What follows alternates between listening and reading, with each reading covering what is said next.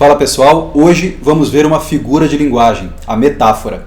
Mas antes de entendermos a metáfora, vamos entender o que é uma figura de linguagem. A figura de linguagem, o uso figurado da linguagem, é um modo de utilizar as palavras ou a ordem entre elas para expressar um discurso de maneira mais poética, mais bela, mais viva, ou para produzir um discurso retórico mais claro, mais convincente. Esse é o uso figurativo da linguagem. Agora, existem muitos tipos de figuras de linguagem.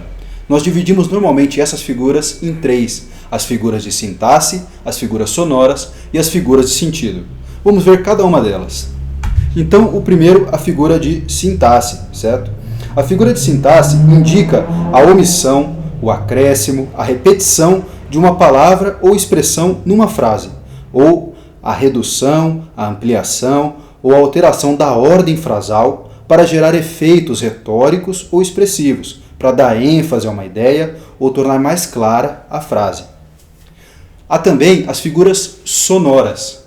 Essas figuras fazem uso das palavras e das expressões e mesmo da modificação da ordem da frase para gerar um efeito sonoro, um ritmo, uma cadência, uma harmonia e assim por diante. Por fim, temos as figuras de sentido. As figuras de sentido indicam justamente a alteração ou deslocamento do sentido mais geral de uma palavra para um novo sentido indicado pelo contexto. Vimos ainda no vídeo anterior, com o professor Fábio, que uma mesma palavra pode adquirir diversos sentidos, a depender do contexto do discurso.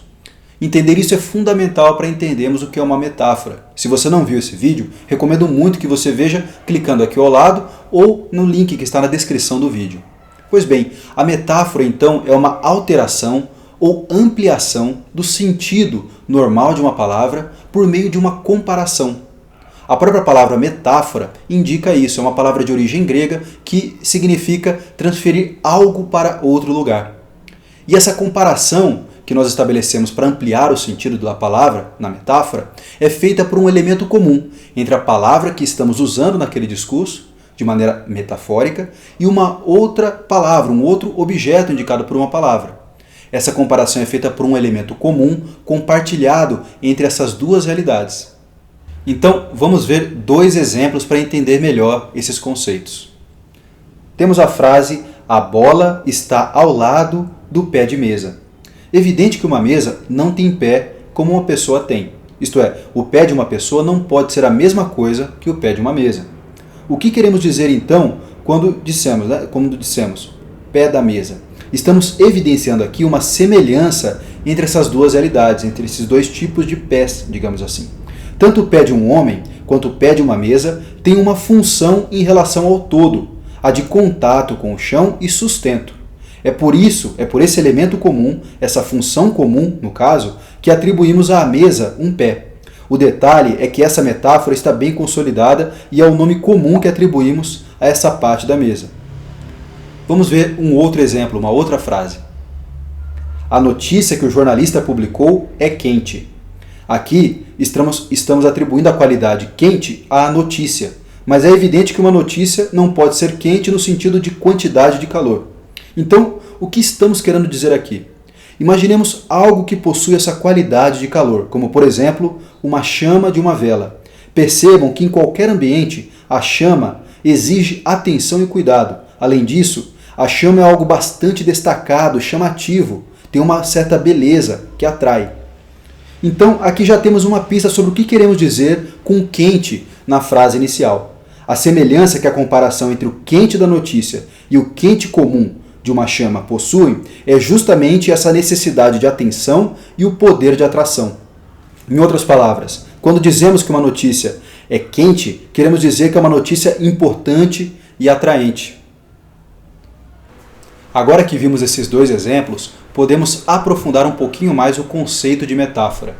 Percebam que nos dois exemplos nós utilizamos um elemento comum, o quente da chama e o quente da notícia, e depois o pé da mesa e um pé humano, para comparar, para chegar ao sentido real que aquela palavra tinha no contexto.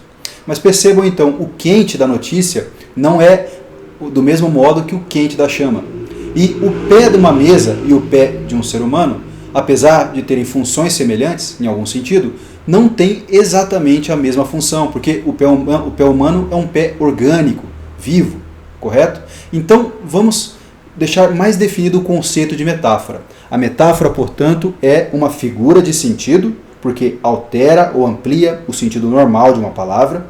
Segundo ponto, que amplia o significado de uma palavra pela comparação com outra. Então temos esse elemento de comparação, que é muito importante.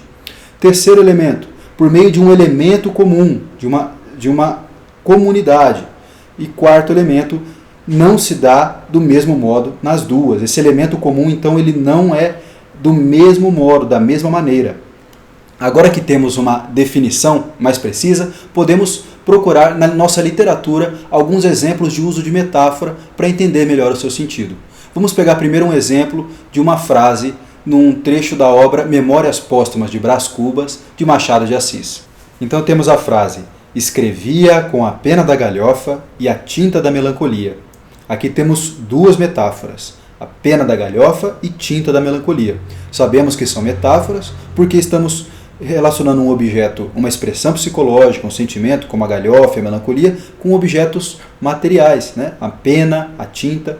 Então, vamos entender cada uma delas.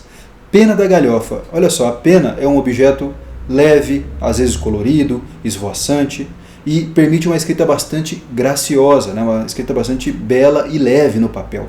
É um objeto antigo de escrita. Então, a comparação aqui é com a galhofa, que nós sabemos que é a zombaria, é o gracejo, tirar sarro, né, de maneira a desmerecer alguém.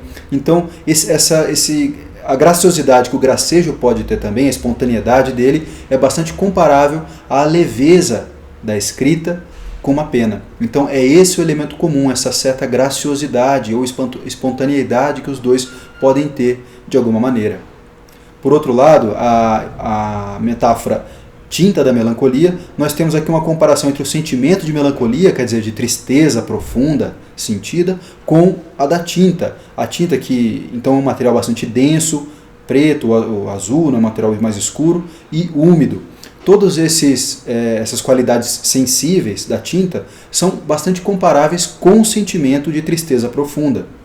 Se nós pensarmos bem, nós sempre representamos sentimentos de alegria com cores mais vivas, mais claras, e o sentimento de tristeza com cores mais escuras, tons mais escuros. Então, a comparação aqui entre tinta e melancolia é bastante próxima nesse sentido, tem esse elemento comum. Não se dão sob o mesmo modo, é claro. A escuridão da tinta e a escuridão do sentimento não são a mesma coisa. O sentimento ele não tem uma cor, não tem uma qualidade sensível, né? Então, o que a gente quer dizer então com toda essa frase? Olha só, o que nós queremos dizer aqui é o seguinte: a pena e a tinta são os objetos materiais que o autor usou para escrever algo. Escrevia com. Agora, a melancolia e a galhofa são os sentimentos, as expressões, o modo com que o autor percebe as coisas, o humor que ele tem, a perspectiva que ele tem psicológica, emocional, para escrever aquelas coisas, o modo que ele vai ver e descrever as situações daquela história que ele vai contar. Então, por um lado, temos os objetos materiais usados para a escrita, comparados, analogados, numa metáfora, com esses sentimentos, essas percepções. Agora, vamos ver um outro exemplo também da nossa literatura, agora com Luís de Camões, nos seus Os Lusíadas. E temos a frase: e aqueles que por obras valorosas se vão da lei da morte libertando. Então aqui, lei da morte é mais uma metáfora. O que é a lei da morte?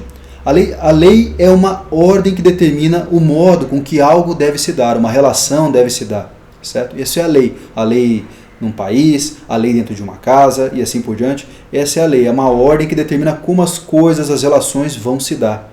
E o que seria então a lei da morte nesse sentido?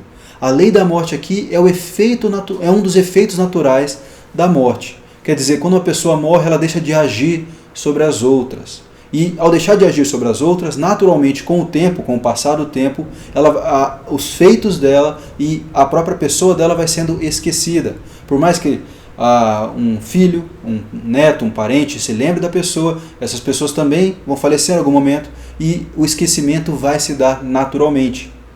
Então, essa seria a lei da morte. Por que lei da morte, então? Porque seria um efeito natural, um modo com que as coisas se dão a partir da morte.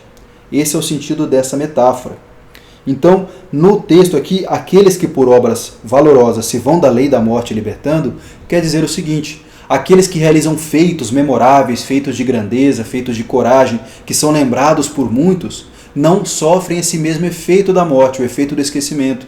Eles continuam sendo lembrados por canções, por poemas, como é o caso dos portugueses cantados por Luís de Camões.